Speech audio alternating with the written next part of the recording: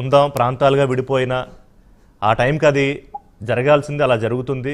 అదొక ఆకాంక్ష ఎప్పటి నుంచో దశాబ్దాల తరబడి అయిపోయింది. 10 ఏళ్ల తర్వాత ఏమి నిజంగానే ముళ్ళు గుచ్చుకుంటే కూడా నోటితో తీస్తా అన్నట్టు కేసీఆర్ ఎలా అన్నారో అలాగే 10 ఏళ్ళు వాళ్ళ ప్రభుత్వంలో ఉన్నప్పుడు జరిగింది. సరే, ఇప్పుడు ప్రభుత్వం మారింది, ఏం ఇబ్బంది లేదు. ఇక్కడ సరే జిహెచ్ఎంసీ ఎన్నికల్లో ఎవరు ఓట్లు ఎవరికి పడ్డాయి, ఎన్ని సీట్లు వచ్చాయి?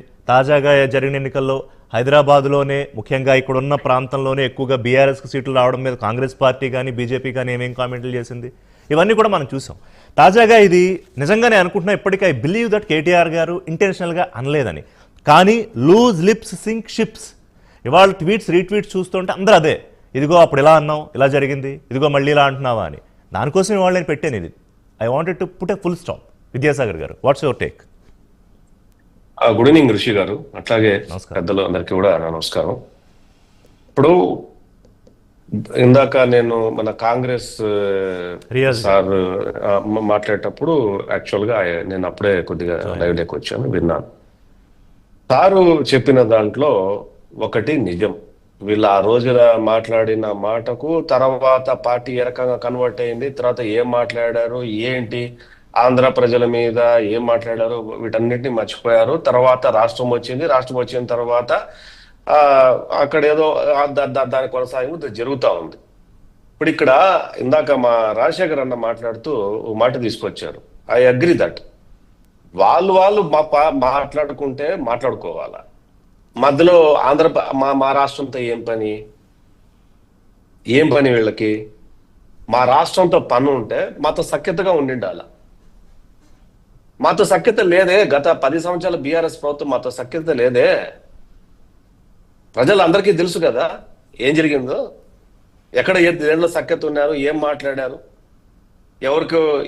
ఎవరు నోట్లో ఏమేమి మాటలు వచ్చినాయి అవన్నీ మనం విన్నాం కదా. మీ రాష్ట్రంలో రాజకీయాలు ఉంటే మీ రాష్ట్రంలో చూసుకోండి. ఈ మాట నేను చెప్పలే, కేటీఆర్ చెప్పాడు ఈ మాట ఏమని. చంద్రబాబు నాయుడు గారు అరెస్ట్ చేస్తే హైదరాబాద్ లో జరిగినటువంటి ధర్నాకు రాస్తారోకుంటే మీ రాష్ట్రంలో ఉంటే ఏదంటే ఆడిపోయి చూసుకోండి అన్నాడు కదా. మీ గొడవ ఏదంటే మీరు చూసుకోండి, మధ్యలో మమ్మల్ని ఎందుకు లాగుతారు? ఏం పని? మా రాష్ట్రానికి పెట్టుబడులు వస్తాయనో, లేకపోతే మా రాష్ట్రాలకు ఏదైనా పరిశ్రమలు వస్తే అది మీరు మాట్లాడుకోండి. మీ ఇద్దరు ఏదైనా ఉంటే మీరిద్దరు తెలుసుకోండి ఆ విషయాన్ని.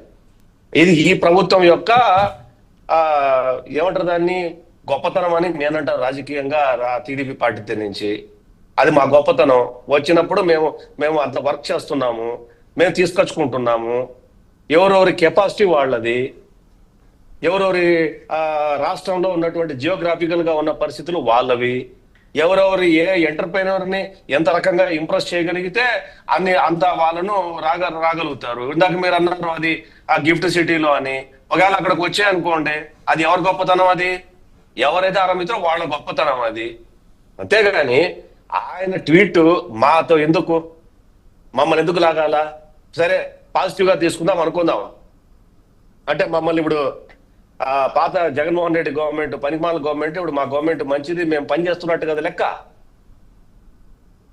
అంతే కదా ఋషి గారు, మేము పని చేస్తున్నట్టు మాకు వస్తున్నట్టు కదా. తమిళనాడుకో లేకపోతే మహారాష్ట్రకో ఆంధ్రప్రదేశ్కో కొద్దిగా ట్వీట్ చదివాను, అక్కడ పోతున్నాయంటే మేము పని చేస్తున్నట్టు లెక్క. అంటే మీ దృష్టిలో, విద్యాసాగర్ గారు, బీఆర్ఎస్ దృష్టిలో మీరు చేసుకోలేకపోయారు. రేవంత్ రెడ్డి ఆయన వచ్చి 1.5 year ఏదో సంథింగ్ ఎక్కువ పీరియడ్ అవ్వలేదు. ఆయన విమర్శించాలనుకుంటే విమర్శించండి, లేదా మమ్మల్ని డైరెక్ట్ గా పొగడాలనుకుంటే మమ్మల్ని డైరెక్ట్ గా పొగడండి. ఆయన భుజం మీద తుపాకీ పెట్టి, ఎవరు మా మీద భుజం మీద తుపాకీ పెట్టి ఆయన కాల్చాలని చెప్పి ఎందుకు అనుకోవాలా? మా భుజం మీద ఎందుకు పెట్టాలా నువ్వు తుపాకీ? నేరుగా మమ్మల్ని చెప్పు, అప్రిషియేట్ చేయి. ఐఎమ్ అప్రిషియేటింగ్ చంద్రబాబు నాయుడు గారు అండ్ ఎన్డీఏ. విద్యాసాగర్ గారు, మీకోటి గుర్తు చేస్తా ఈ సందర్భంగా. సాక్షాత్తు అసెంబ్లీలో కేటీఆర్ గారు హైదరాబాద్ తాలూకా అభివృద్ధి గురించి మాట్లాడుతూ, ముఖ్యంగా ఐటీ సెక్టర్ గురించి మాట్లాడుతూ, he praised Chandrababu Naidu and his role IT export గురించి చెప్తూ. ఋషి గారు చరిత్ర, ఇప్పుడు వీళ్ళు బీఆర్ఎస్ వాళ్ళు మాట కోసే కులీ కుతుబ్ షా గురించి మాట్లాడుతూ ఉంటారు కదా, అది చరిత్ర. దాన్ని ఎవడు తుడిపేయలేడు. చరిత్ర నిజమే చెప్పాలా. చరిత్రలో జరిగింది నిజం కాబట్టి దాన్ని ఎవడు తుడిపలేడు కాబట్టి చెప్పక తప్పదు. కానీ ఇండైరెక్ట్ గా వెనకల ఎన్ని కుట్రలు కుతంత్రాలు ఎవరు బండి మా రాష్ట్రంలో ఏలు పెట్టి మా రాష్ట్రంలో ఒక శాఖ ఓపెన్ చేసి మమ్మల్ని డిస్టర్బ్ చేయాలని చూసి మమ్మల్ని ఇండైరెక్ట్ గా ఏదేదో మాట్లాడి మీటింగ్ పెడతా, అది పెడతా, ఇది పెడతా, పెట్టు. నువ్వేమో పక్కన అందరు రాష్ట్రాల్లో పోయి రాజకీయం చేయొచ్చు. నీ రాష్ట్రంలోకి వచ్చి ఎవడన్నా పక్కనోడికి రాజకీయం చేయాలంటే నువ్వు ఆంధ్రవాడు, నువ్వు గుజరాతోడు, నువ్వు మహారాష్ట్ర వాడు. ఇందాక దేవిశ్రీ అన్న మాట్లాడుతున్నారు ఏమని, 28 రాష్ట్రాల ప్రజల యొక్క చెమట. ఆ మాట ఇప్పుడు కాదు మాట్లాడాల్సిందే. తెలంగాణ వాదం ఉండి మాట్లాడారు చూసారా, ఆ రోజు చెప్పుండాలా.